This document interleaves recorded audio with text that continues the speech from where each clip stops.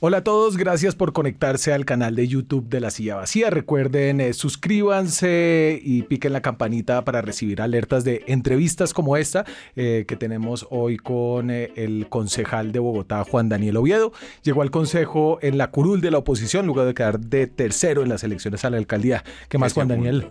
De segundo, perdón. Sí, señor. Por poquitos, pero le ganó a Bolívar. Pero le ganamos, que es lo importante. Sí, señor, si no, no habría llegado a la curul de oposición. De pronto estaría en el DPS. Ya me habían invitado a formar parte del gobierno del presidente Gustavo Petro y tuve la fortuna de reflexionarlo muy bien y decir que no. El ambiente de esa fiesta cambió de 2022 ahora. Pero vamos a hablar más de Galán que de Petro hoy. Estamos en racionamiento en Bogotá. Es la primera vez que creo que desde el 84 que también hubo un decreto de racionamiento de agua.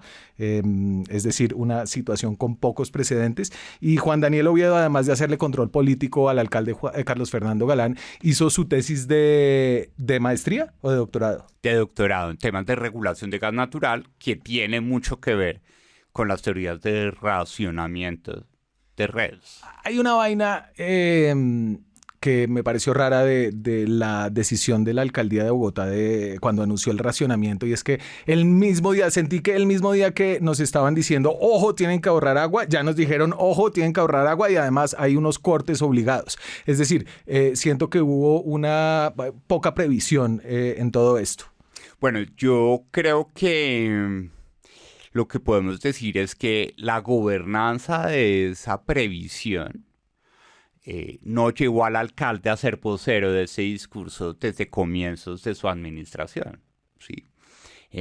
Sí debemos reconocer que la gerente de la empresa de acueducto y alcantarillado de Bogotá, Natacha Bendaño, estaba haciendo una campaña de ahorremos agua, ¿sí? Pero pues así como Colombia es un país presidencialista, que todo el mundo cree que todo se debe al presidente, pues en Bogotá, pues la voz del alcalde pesa muchísimo. Y por consiguiente, lo que creo que sí faltó fue empoderar al alcalde desde el 1 de enero, porque seguramente este tema de las probabilidades de racionamiento de agua se ventilaron en el proceso de empalme. Debimos haber puesto este tema en un nivel más alto en la agenda de comunicaciones y de conciencia ciudadana, como fue el tono que se le dio, por ejemplo, al manejo de la emergencia ambiental que generaron los incendios forestales. En los incendios, es decir, a usted se le incendian los cerros, creo que ellos llevaban un par de semanas o un mes en el gobierno, y entiendo que es una emergencia difícil de prever exactamente dónde va a haber y las capacidades que tiene, pues si se le incendia en una montaña muy empinada, pues va a ser difícil. Pero aquí siento que ya sabíamos que venía un fenómeno del Niño Duro, se tenía un poco el cálculo de cuánta agua gasta la ciudad y se tenía el cálculo de cuánta agua había en los embalses. ¿Usted cree, es decir, qué es lo que usted sabe de lo que ellos sabían y cuándo lo supieron?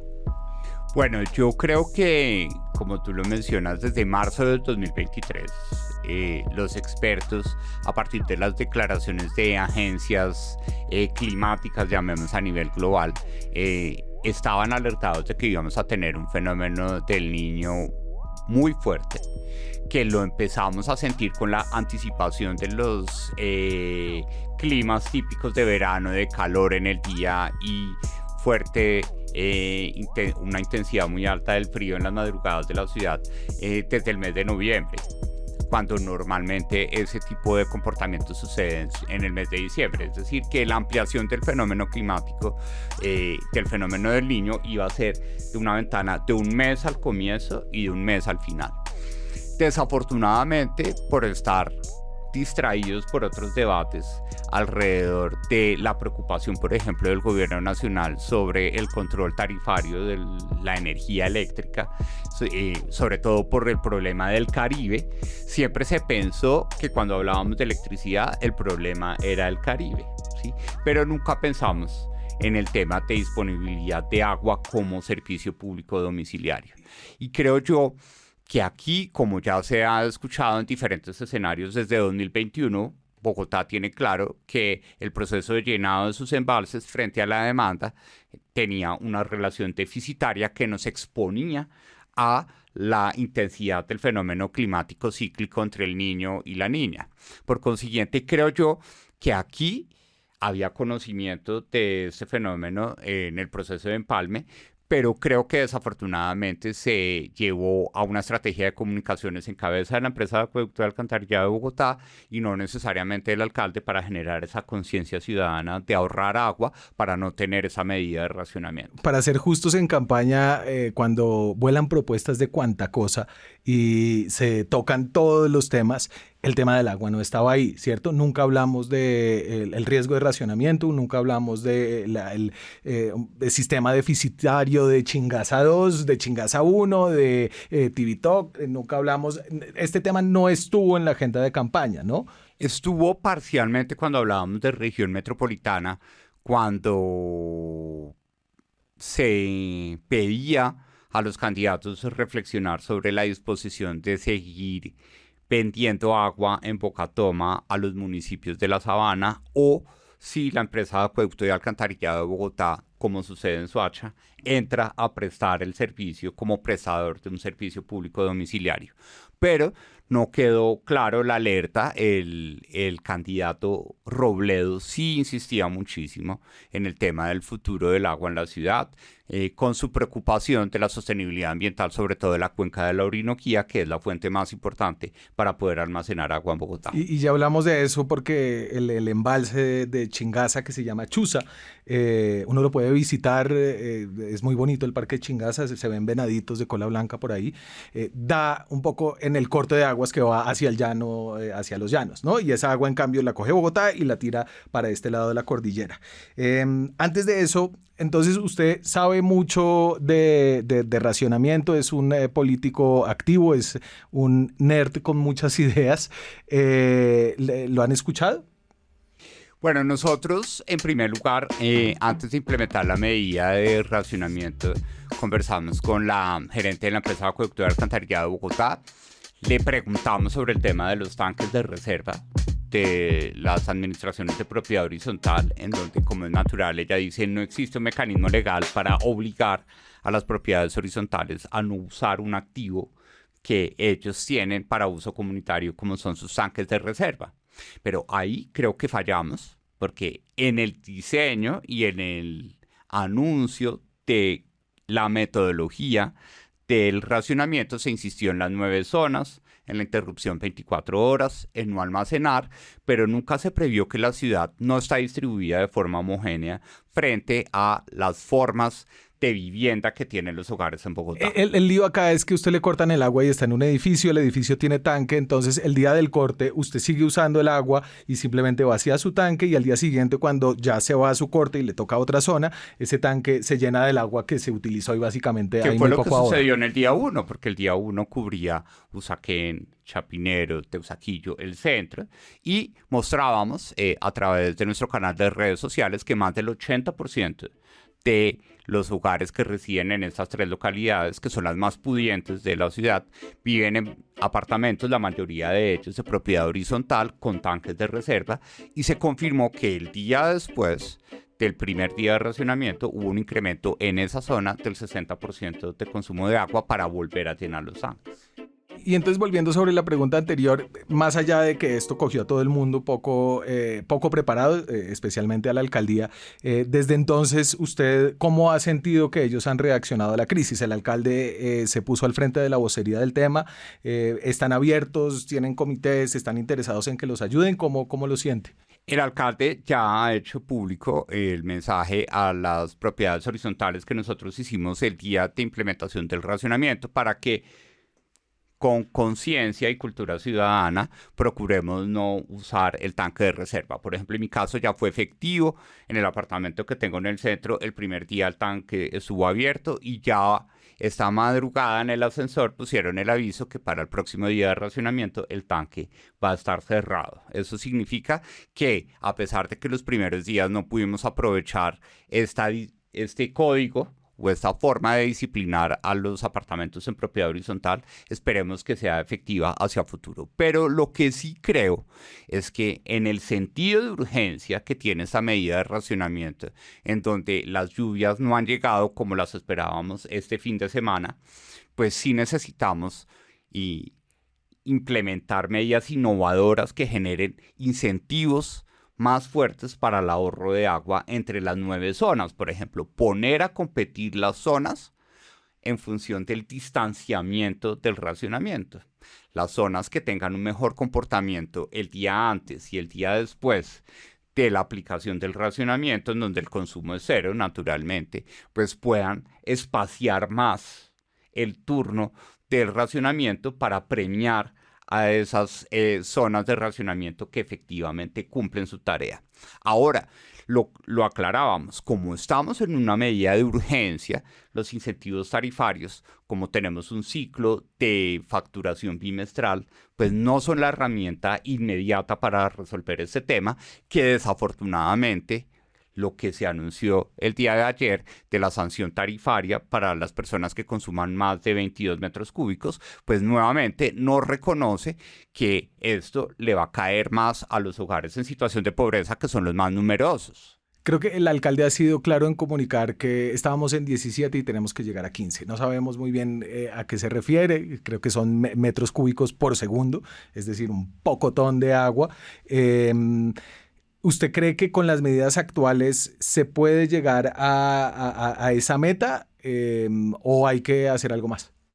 Yo creo que con lo que está hoy estamos lejos de cumplir esa meta, porque tenemos una falla de acción colectiva, ¿sí? Primero, tú lo mencionabas, desde el 84 no teníamos una medida de racionamiento. Entonces la cultura de supervivencia del racionamiento todavía sigue en la década de los 80, que es cuál: coja el balde de la ropa, coja o llene la lavadora y déjela con el agua ahí adentro, envase agua en diferentes jarras, y la gente sobreestima la necesidad de líquido cuando seguramente en los 80 teníamos unas dinámicas de resiliencia y unas dinámicas económicas que no son las mismas que tenemos en este momento. A ver, entonces, ¿cómo hay que hacer? Yo me voy a quedar el jueves en mi casa, porque aquí en la oficina también tenemos el mismo día de racionamiento. Yo digo que necesito bajar el baño al menos 3 veces, 3, digamos, esperando que todo salga bien. Entonces guardo un poco de agua. O sea, bajar un baño necesita más de 1 galón, ¿no? Entonces guardo el agua para un baño. ¿Qué más guardo?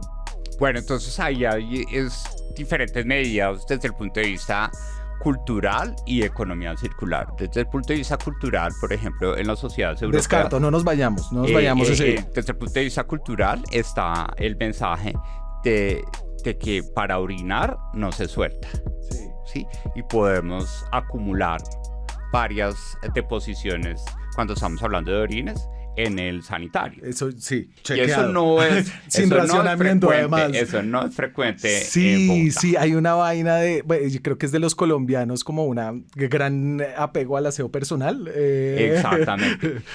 Por otro lado, también podemos buscar el aprovechamiento de aguas grises, ¿sí? Que son las aguas, por ejemplo, que son el producto de la ducha. Entonces, cuando nos duchamos, podemos poner esos baldes que aspiramos llenar con agua del grifo, pues deberíamos tener ese balde o esas canecas en la ducha para que todo lo que salpica mientras nos estamos duchando, esa agua que tiene algo de jabón es calificada como aguas grises. Pero ojo, el día anterior... Porque... Exacto, que puede ser utilizada para descargar el sanitario cuando ya no estamos hablando de deposiciones líquidas. Entonces existen unos elementos que nos pueden ayudar a establecer, a ser más eficientes en la cultura de uso de agua para aseo personal, pero en últimas lo que necesitamos es disciplinar a las 9 zonas en las cuales se ha determinado que va a administrarse el racionamiento. También le comentábamos a la gerente de la empresa de acueducto y alcantarillado de Bogotá que es importante avanzar que dentro de esas 9 zonas tengamos microzonas para poder entender los patrones de comportamiento, sobre todo en función de la distribución espacial, en donde Bogotá sí tiene una información muy precisa de hogares según la cantidad de personas que residen en ese hogar, y si estamos hablando de hogares tipo apartamento, si estamos hablando de hogares tipo casa, o si estamos hablando de algo que no es por donde se esté yendo toda la efectividad del programa de racionamiento, y es que hay que recordar que en Bogotá los barrios que están en proceso de regularización tienen acceso al acueducto a través del sistema monociclo, que es una tarifa plana de 25.000 pesos, donde no hay medidores y por consiguiente no podemos controlar que allí haya uso industrial, por ejemplo, para lavado de plásticos en la industria de reciclaje, lavado de carros, lavado de camiones y tractocamiones. Y por último, esto lo que muestra también, Daniel, es que no hemos podido resolver el tema de eficiencia en la medición en el usuario final.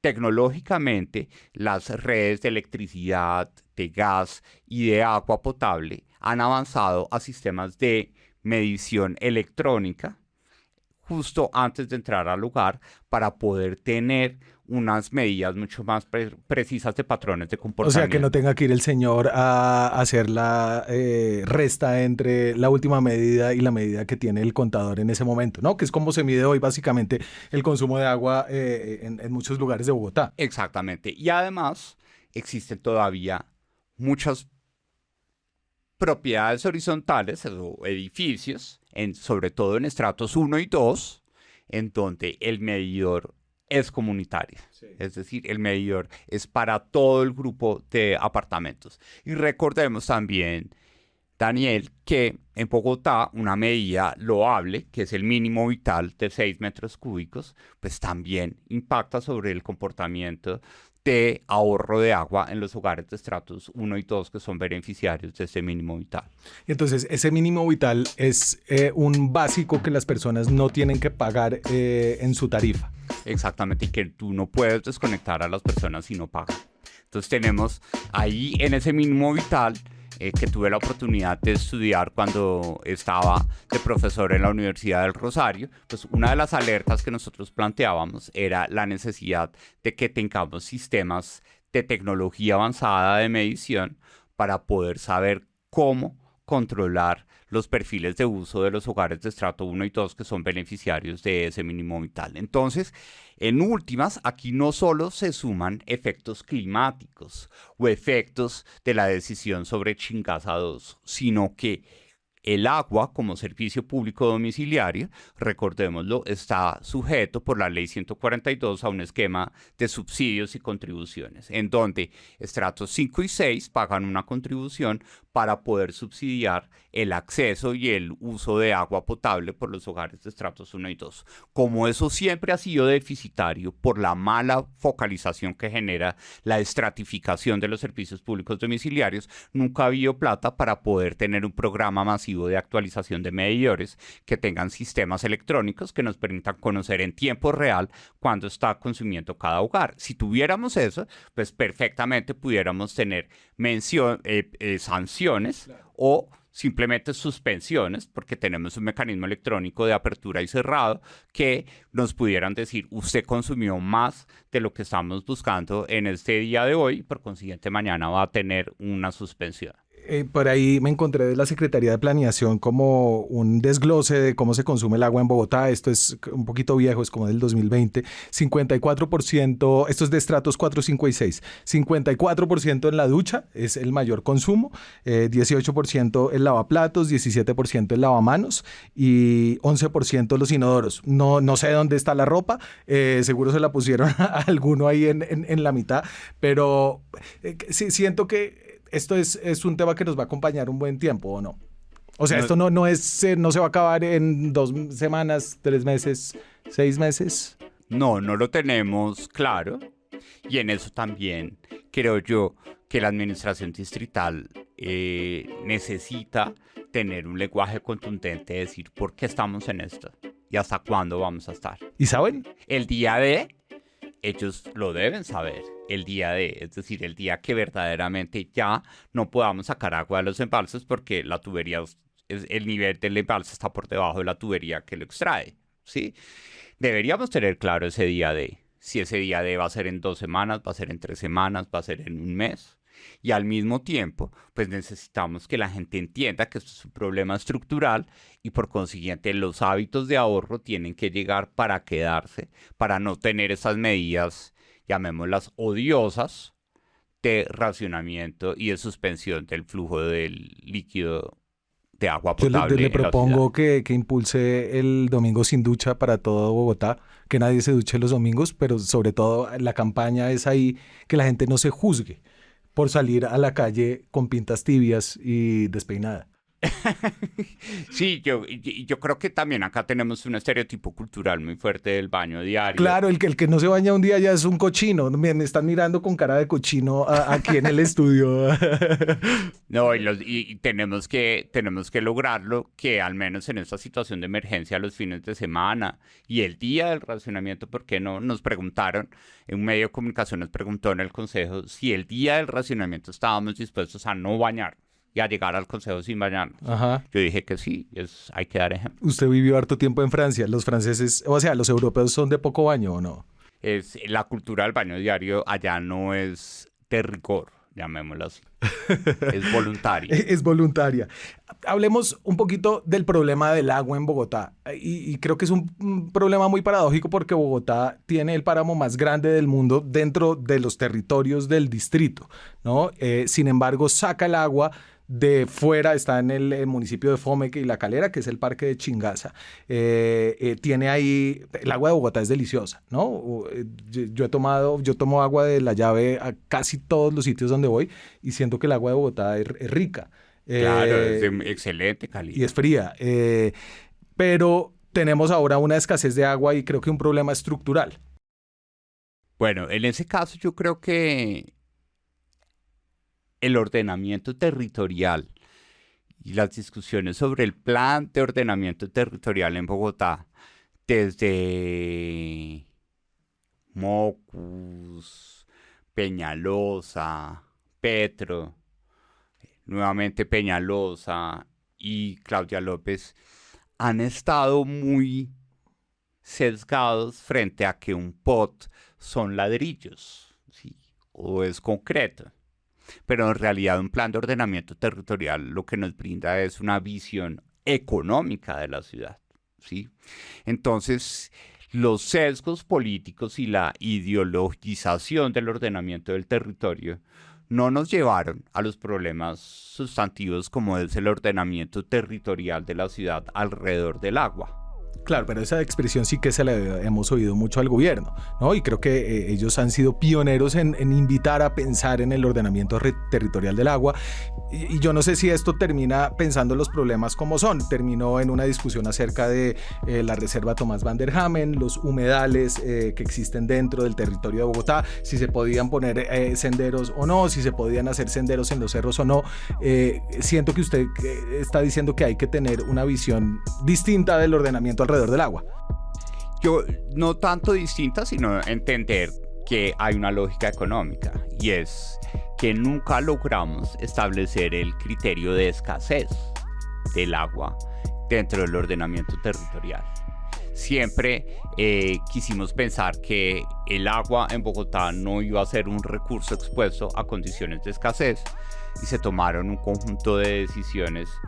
Por la misma ausencia de planes de ordenamiento territorial, pues tuvimos un desarrollo, hay que reconocerlo, desorganizado de la sabana desde el punto de vista urbanístico, porque como no había un ordenamiento de suelo para el desarrollo de vivienda de interés social en Bogotá, pues este desarrollo de vivienda de interés social que era necesario por el auge económico que tuvimos con la bonanza petrolera que tuvo Colombia entre 2008 y 2015, pues llevó a que toda esa vivienda de interés social se desarrollara en municipios en los alrededores de la sabana, en donde los municipios dicen, bueno, yo no tengo la infraestructura de servicios públicos pensada para atender a todas estas personas que vienen a alojarse en mi municipio, véndame agua.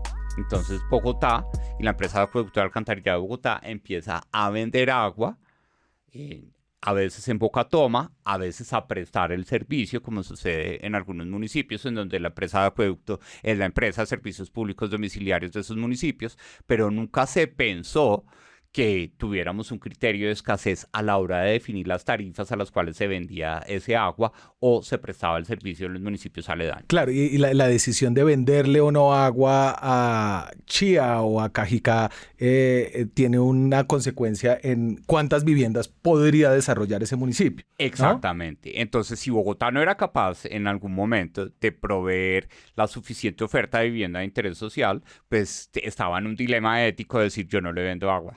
¿Sí? Claro. Porque esos municipios estaban supliendo la deficiencia que tuvo Bogotá de no poder tener un ordenamiento del territorio que se alejara un poco de los ladrillos y se concentrara en la visión económica, donde esa visión económica sí le hubiera puesto un criterio de escasez al recurso hídrico en materia del servicio de agua potable. ¿Y usted cree que hay que construir el segundo embalse en Chingaza? ¿Es en Chingaza donde se construiría Chingaza 2, me imagino? Yo creo que hay que tomar una decisión estructural y hay que evaluar los diferentes escenarios. En el momento en el que se discutió el proyecto de Chingaza 2 en 2012, hubo unos argumentos de inviabilidad en materia ecológica y de sostenibilidad ambiental que fueron esgrimidos por el mismo presidente de la República en su condición de alcalde.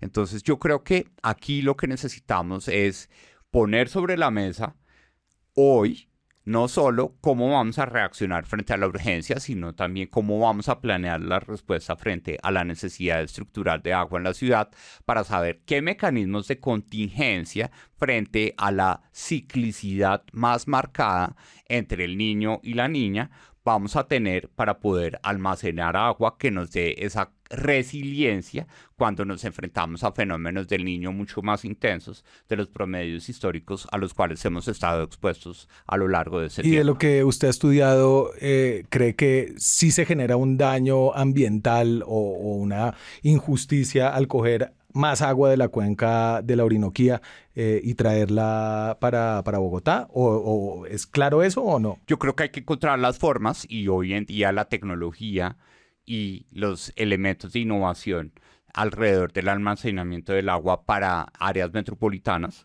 nos tienen que llevar a encontrar una solución en donde lo ambiental y lo económico puedan convivir y encontrar un balance para tener esa solución contingente de almacenamiento de agua para cuando nos enfrentemos a fenómenos del niño que estén mucho más pronunciados de la tendencia histórica a lo largo de los últimos años. Se trata de planear con los incentivos adecuados también desde el punto de vista tarifario, cómo vamos a garantizar que tengamos una capacidad de almacenamiento de agua en condiciones extremas, como es un fenómeno del niño más intenso de lo normal.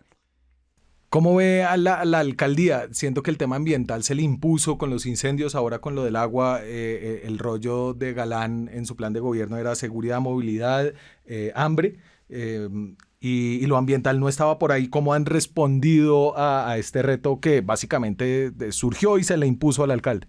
Bueno, yo creo que el tema ambiental ha llegado en dos frentes. El tema de la emergencia climática alrededor de los incendios forestales. Que ahí yo creo que hay que reconocer que el hecho de que el IDIGER, que es el Instituto Distrital de Gestión de Riesgos y Desastres, pues sea una entidad adscrita a la Secretaría de Ambiente, ¿sí? Y termine compitiendo recursos con el Instituto Distrital de Protección y Bienestar Animal en la ciudad, pues ha llevado a que la ciudad no asigne los recursos suficientes para poder tener un sistema de gestión de riesgos y desastres en la ciudad. O sea, el IDIGER tiene menos plata que el Instituto para Casi la misma. capar perros. Exactamente, exactamente. ¿Por qué? Porque Bogotá excepcionalmente no ha tenido la ley de gestión de riesgos y desastres que se promulgó después del fenómeno de la Niña tan fuerte por el gobierno Santos, establecía que la unidad encargada de gestión de riesgos y desastres estuviera dependiendo directamente del presidente de la República, como sucede en Colombia, Sí. o del alcalde, como sucede en otras ciudades. Aquí está adscrita a la Secretaría de Ambiente, lo que te decía, compitiendo recursos a la hora del cabildeo presupuestal con el Instituto Distrital de Protección y Bienestar Animal. Entonces, el sistema de bomberos de Bogotá está por debajo de su capacidad de respuesta, no está pensado para una Bogotá metropolitana que tiene una zona industrial en el área de Cota tan importante, en donde también la plataforma de bomberos de Cundinamarca no es lo suficientemente robusta para atender estos temas, y desafortunadamente, pues en ese olvido y en la forma como manejamos nuestros riesgos y desastres en la ciudad, pues la priorización para poder tener los recursos suficientes para atender los incendios forestales que estaban previstos. Tuve la oportunidad de visitar la estación de bomberos de Puente Aranda la semana antes que sucedieran esos incendios forestales, y ya ellos estaban en un acuartelamiento preventivo porque sabían que iban a suceder. Entonces, la articulación de Bogotá para poder responder a esta emergencia generada por los incendios también tiene un déficit estructural de no llevar al IDIGER desde el punto de vista de una reforma de gobernanza administrativa al nivel de la administración que requiere, y sobre todo de articulación intersectorial dentro de la ciudad. Y por otro lado, pues en lo que tiene que ver con el agua, yo creo que aquí lo que está detrás es que el ordenamiento territorial de Bogotá ha estado politizado, llevado al debate entre constructores y administración, pero nunca se ha llevado a la dimensión de cuáles van a ser los incentivos económicos que ese ordenamiento territorial van a implementar para poder garantizar los recursos que nos permitan cuidar la estructura ecológica principal de la ciudad, porque no se cuida sola. La reserva Thomas van der Hamen, hay que hacer ingeniería ecológica, hay que comprar predios, hay que comprar material verde para poder hacer la reforestación y hacer la ingeniería ecológica de la reserva Thomas van der Hamen, y eso no se ha hecho. Y en términos concretos, digamos que usted en campaña se arriesgó, por ejemplo, a hacer algo que ahora dice la alcaldía que no iba a hacer y ahora sí propone hacer, era, por ejemplo, la Alo Norte, que es como el sinónimo de la vía, una vía como de 12 carriles por el occidente de la ciudad hacia el norte. Es el símbolo de la urbanización en el pedazo libre que queda de desarrollo urbano en Bogotá hacia el norte. Usted lo que dice es como no nos concentremos en si se hace o no la LO, sino si haciendo la LO, desarrollando un pedazo, cuidando otros, se pueden generar como los incentivos para hacer una estructura sostenible. Exactamente. Y creo yo que está claro, incluso la posición de la alcaldía y la Secretaría de Planeación de reabrir la discusión del Alo Norte, cambiando el trazado entre la 153 y la 189, no bordeando el humedal, sino tal vez atravesándolo con una infraestructura elevada que permita el cuidado de los recursos ecológicos, pues puede permitir que el desarrollo urbano también nos dé los recursos suficientes para tener la plata para hacer la ingeniería ecológica de la reserva Thomas van der Hamen. Nosotros proponíamos en campaña hacer una emisión de bonos verdes para que Bogotá pudiera tener recursos para poder, primero, hacer la reserva Thomas van der Hamen.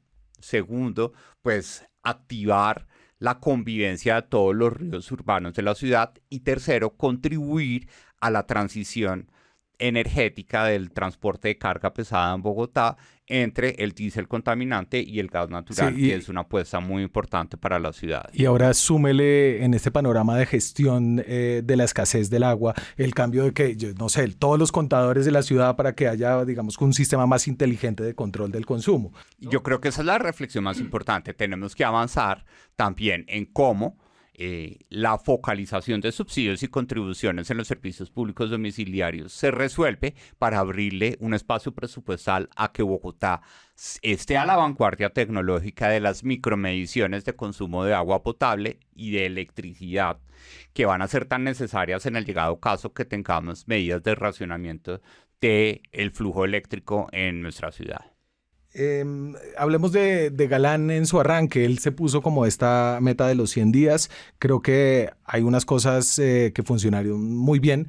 Se gastaron un pocotón de plata tapando huecos en las calles, ¿no? El 80% del presupuesto que Pero había que son los Claudio. huecos más fáciles de tapar. Sí. Los huecos duros de roer, llamémoslo así. ¿sí?, que requieren intervenciones estructurales no estuvieron priorizados. Entonces, en últimas, los huecos que se taparon terminaron beneficiando a la población menos pobre de la ciudad. Entonces, por lo que necesitamos es que este esfuerzo de 100 días no se quede con un esfuerzo cuantitativo de tapar la mayor cantidad de huecos, porque tú sabes que un hueco envejece. En la medida que un hueco generalmente no mal. Envejecen mal. ¿Por qué? Porque en la medida que no sean tan profundos, tú puedes echar malla asfáltica y listo. Pero cuando llegan a un nivel de profundidad, tú tienes que arrancar un perímetro, tienes que arrancar un pedazo y hacer una intervención sustantiva. Entonces ahí hay un dilema de ciudad. Por querer mostrar que estamos recuperando la malla vial, terminamos recuperando una malla vial que no necesariamente beneficia a la población menos pobre de la ciudad. En seguridad. En materia de seguridad, creo yo que hubo una corrección, que vimos a un alcalde el 31 de enero diciendo, uy, eso ya está mejorando, ¿sí? Pero el golpe que recibió después de ese anuncio, en donde vimos esas medidas tan visibles de atracos en restaurantes, en zonas afluentes o cómodas de la ciudad, lo que hizo reflexionar a la alcaldía es que tenemos que hacer conciencia que el problema de seguridad en Bogotá no es un tema de unos cuantos bandidos que están robando.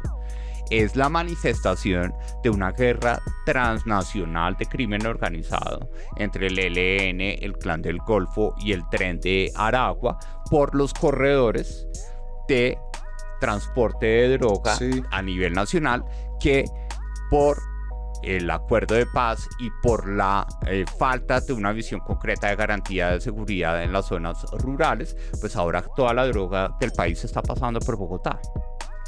Dígame una cosa, Juan Daniel, que le haya sorprendido de Carlos Fernando Galán. Siento que ese no es su fuerte, la sorpresa, pero ¿lo ha sorprendido algo? ¿En positivo? No, de cualquiera. Bueno, yo creo que en positivo el hecho de que se hubiera apersonado de la gestión de los incendios forestales me pareció sano. En negativo, creo yo que hemos tenido conversaciones y yo he sido muy insistente en expresar mi preocupación por la necesidad de un plan de reactivación económica para la ciudad, ¿sí?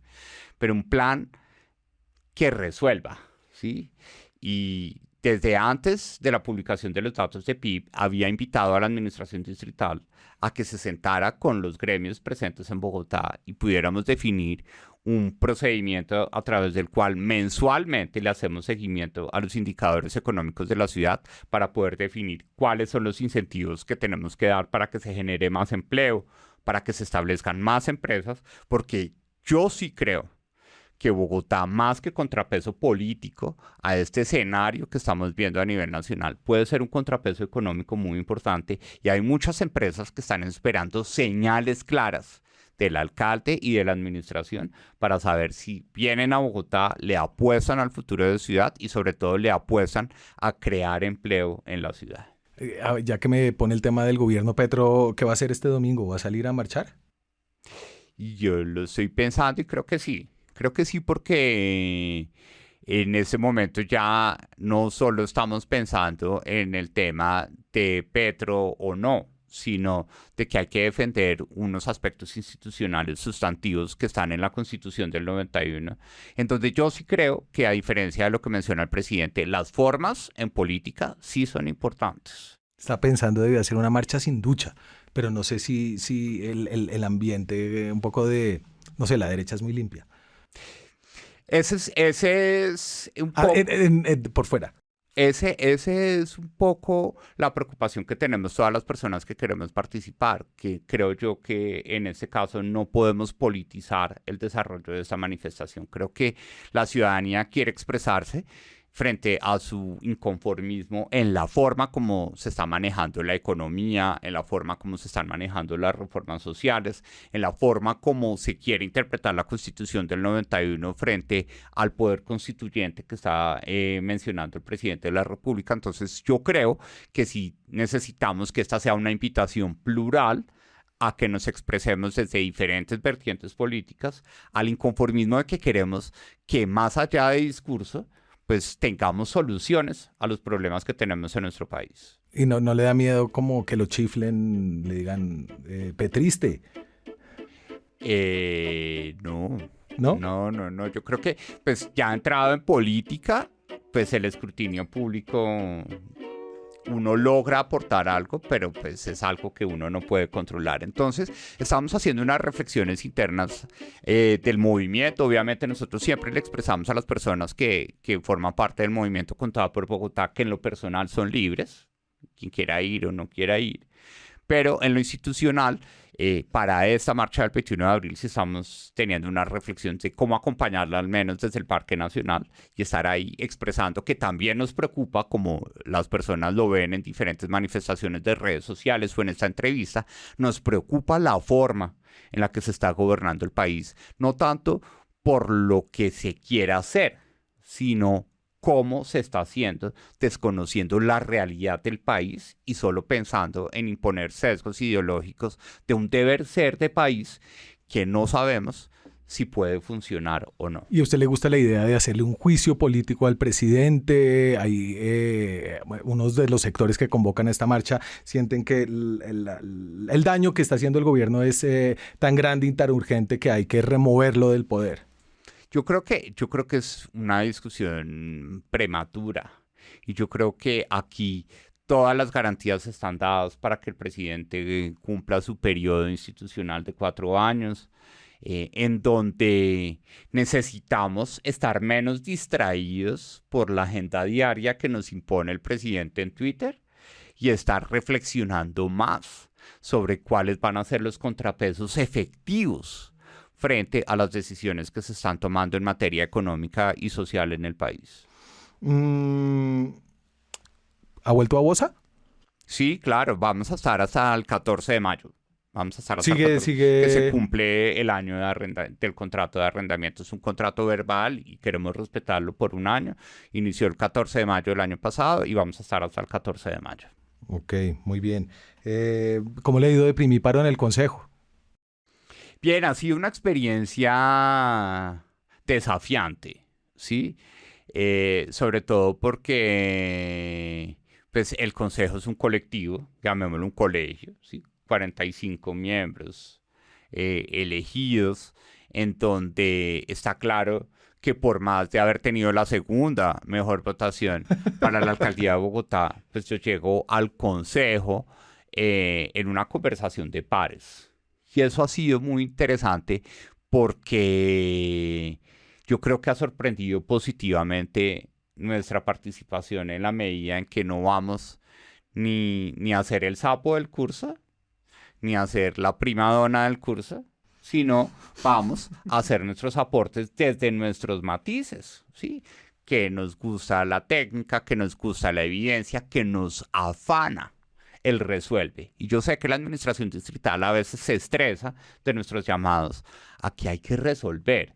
Pero lo que no podemos olvidar, Daniel, es que nosotros no estamos en tiempos de normalidad al inicio de esta administración, ¿sí? Claro, a la alcaldesa Claudia López la normalidad se le atravesó una pandemia. Pero hoy estamos en unas situaciones contingentes que requieren actuaciones o respuestas contundentes en el corto plazo. Ejemplo, proyectos de acuerdo de iniciativa de la administración distrital. Ha habido 100 días y no ha habido ningún proyecto de acuerdo de iniciativa de la administración distrital, por ejemplo, para resolver el tema de gobernanza, donde el IDIGER, dependiendo de la Secretaría de Ambiente, no tiene una capacidad de dar indicaciones claras de cómo se debe articular la administración para la gestión de riesgos y desastres. No hemos visto una solicitud de un traslado presupuestal extraordinario para que Bogotá pueda adquirir un mejor sistema de videovigilancia en la ciudad. Tú sabes que las licitaciones se demoran.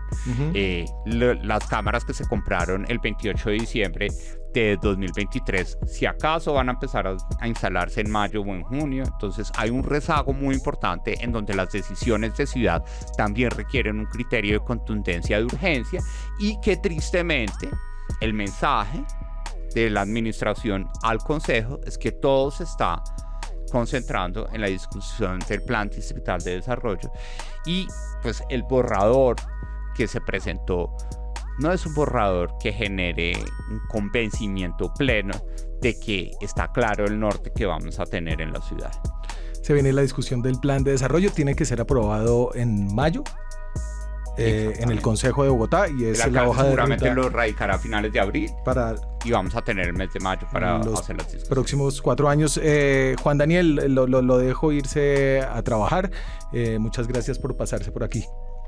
No, muchísimas gracias, Daniel. Teníamos pendiente esta entrevista de la campaña, que bueno poderla hacer ahora como concejal de oposición en Bogotá. El segundo más votado a la alcaldía de Bogotá, que quede muy claro. Claro, el segundo. Muchas gracias a ustedes por acompañarnos. Nos vemos en otra ocasión. Yo soy Daniel Pacheco, el editor general de La Silla. Que estén bien. Chao.